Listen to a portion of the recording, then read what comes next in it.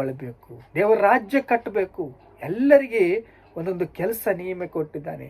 ಸೇವೆ ಮಾಡೋನು ಸೇವೆ ಮಾಡಬೇಕು, ಸುವಾರ್ತೆ ಹೇಳೋನು ಸುವಾರ್ತೆ ಹೇಳಬೇಕು, ವ್ಯಾಪಾರ ಮಾಡೋನು ವ್ಯಾಪಾರ ಮಾಡಬೇಕು, ಉದ್ಯೋಗ ಮಾಡೋನು ಉದ್ಯೋಗ ಮಾಡಬೇಕು, ವ್ಯವಸಾಯ ಮಾಡೋನು ವ್ಯವಸಾಯ ಮಾಡಬೇಕು, ಬಿಸ್ನೆಸ್ ಮಾಡೋನು ಬಿಸ್ನೆಸ್ ಮಾಡಬೇಕು, ಪ್ರಾರ್ಥನೆ ಮಾಡೋನು ಪ್ರಾರ್ಥನೆ ಮಾಡಬೇಕು. ಎಲ್ಲ ಕೆಲಸಗಳನ್ನ ಮುಂದಿಟ್ಟಿದ್ದಾನೆ. ದೇವರು ನಮ್ಮ ಪಾದಗಳನ್ನು ತೊಳೆಯೋದಕ್ಕೆ ಇಂದಿನ ದಿವಸ ಸಿದ್ಧವಾಗಿದ್ದಾರೆ.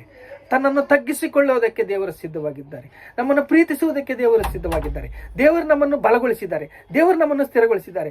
ದೇವರು ನಮ್ಮನ್ನು ಸಿದ್ಧಗೊಳಿಸಿದ್ದಾರೆ. ದೇವರ ಪ್ರೀತಿ ಅಂಥದ್ದು. ಭೂಮಿ ಮೇಲೆ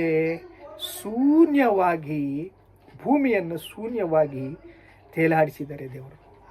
ಶಿಷ್ಯರ ಕಾಲನ್ನು ತೊಳೆದಿದ್ದಾರೆ. ನಮ್ಮನ್ನು ಪ್ರೀತಿಸಿದ್ದಾರೆ. ನಮ್ಮನ್ನು ಬಲಗೊಳಿಸಿದ್ದಾರೆ. ಅವನ ರಕ್ತದಿಂದ ನಮ್ಮನ್ನು ತುಂಬಿಸಿದ್ದಾರೆ. ನರದಲ್ಲಿ ಯೇಸು ಕ್ರಿಸ್ತನ ರಕ್ತವು ನಮ್ಮಲ್ಲಿ ಪ್ರವಹಿಸ್ತಾ ಇದೆ. ಪ್ರಾರ್ಥನೆ ಮಾಡ್ತಾ ಇದ್ದಾರೆ, ಇದು ಯೇಸುವಿನ ರಕ್ತ, ಇದು ಯೇಸುವಿನ ಶರೀರ. ಯೇಸುವಿನ ರಕ್ತ ಕೊಟ್ಟು, ಯೇಸುವಿನ ಶರೀರ ಕೊಟ್ಟು ನಮ್ಮನ್ನು ದಾಹ ತೀರಿಸಿ, ಪ್ರಾರ್ಥನೆ ಭಾರ, ಆಳವಾದ ಸಂಗತಿಗಳು ನಮಗೆ ಹೇಳಿ, ಈ ಕ್ರಿಯೆ ನಿಮ್ಮ ಮಾಡಬೇಕು, ನಾನು ಸುವಾರ್ತೆ ಹೇಳ್ತೀನಿ, ನಿಮಗೆ ಪ್ರಾರ್ಥನೆ ಮಾಡಿದ್ದೀನಿ ಅಂತಂದು ದೇವರು ಹೇಳಿದ್ದಾರೆ. ಈಗ ಅನೇಕ ಲಕ್ಷಣಗಳು ಸತ್ಯವೇದವು ನಮಗೆ ಹೇಳುತ್ತೆ.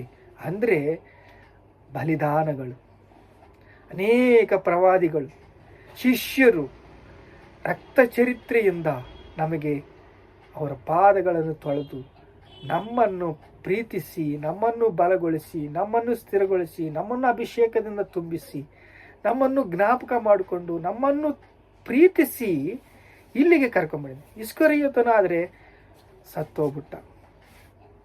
ಯಾಕೆ? ಅವನು ಶಿಷ್ಯರಲ್ಲಿ ಒಬ್ಬನು, 3.5 ವರ್ಷ ದೇವರ ಅದ್ಭುತಗಳನ್ನು ನೋಡಿದವನು. ಆದರೆ ಅವನಿಗಿರೋದು ವಾಂಛೆ, ಕಳ್ಳತನ ಮಾಡಬೇಕು, ದುರಾಶೆ, ಧನಾಪೇಕ್ಷೆ. ಗೆಹಜಿ ಅಂತನೊಬ್ಬನಿದ್ದಾನೆ ಎಲಿಷಾ ಹತ್ರ, ಅವನು ಹಾಗೆ ಮಾಡಿದ್ದಾನೆ. ಅವನು ತರತರಕ್ಕೂ ಕುಷ್ಠವ್ಯಾಧಿಯನ್ನು ತಂದಿದ್ದಾನೆ. ಈಗ ಇಸ್ಕರಿಯೋತ ಯೂದ ದುರಾಶೆಗೆ, ಧನಾಪೇಕ್ಷೆಗೆ, ಎಲ್ಲ ಈಚ್ಛೆಗಳಿಗೆ, ಅವನ ಜಾರತ್ವ, ಅಪವಿತ್ರತೆ ಇವೆಲ್ಲ ಕೂಡ ಸೈತಾನನು ಹೃದಯದಲ್ಲಿ ಹುಟ್ಟಿಸಿ ಅಪೇಕ್ಷೆ